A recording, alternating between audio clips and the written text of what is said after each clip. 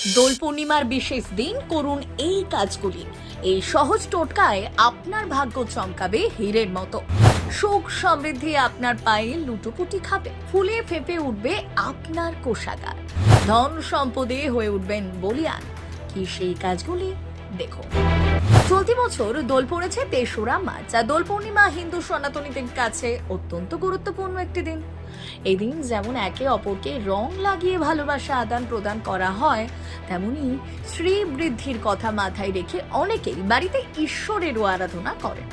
এছাড়াও কথিত আছে দোল পূর্ণিমা তিথিতে রাধাকৃষ্ণের শাশ্বত ও ঐশ্বরিক প্রেম উদযাপন করা হয়। তাই এই তিথিতে রাধাকৃষ্ণের পুজো করলে দাম্পত্য জীবনেও সুখ আসে। তবে জ্যোতিষশাস্ত্র অনুসারে এই দিন বিশেষ কিছু টোটকা পালন করলে জীবনে আয় উন্নতি বৃদ্ধি হয়, মা লক্ষ্মীর কৃপা লাভ করা যায়। তাই সংসারে শ্রী বৃদ্ধির জন্য ঠিক কোন কোন কাজগুলো করবেন দেখে নিন। ১. দোল পূর্ণিমার দিন সকালবেলা উঠে গঙ্গা স্নান করুন। হিন্দুদের কাছে গঙ্গা হচ্ছে পবিত্রতার প্রতীক। যে কোনো শুভ কাজের সূচনা হয় গঙ্গাকে দিয়েই। আর এই পবিত্র দিনে গঙ্গা স্নান করে যদি দিনটা শুরু করা যায়, তাহলে আপনার শরীর, মন, আত্মা সবই পবিত্র হয়ে যাবে। এছাড়াও আপনার উপর দেবতারা প্রসন্ন হবে।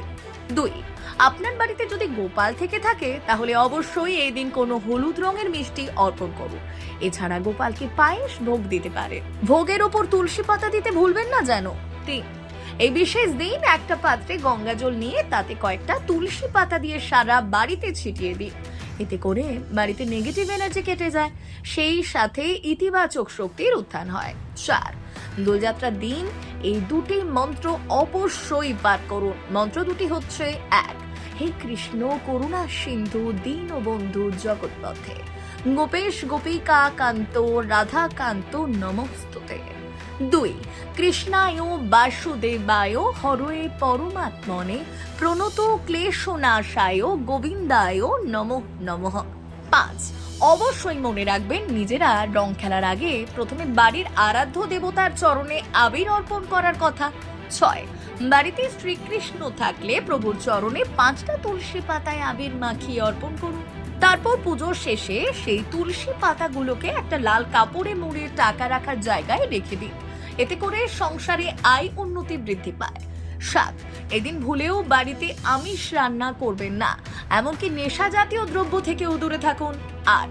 সব থেকে বড় বিষয় হচ্ছে, দোল পূর্ণিমার মতো পবিত্র দিনে আপনার বাড়িতে যদি কোনো ভিক্ষুক আসে, তাদের খালি হাতে ফেরত পাঠাবেন না।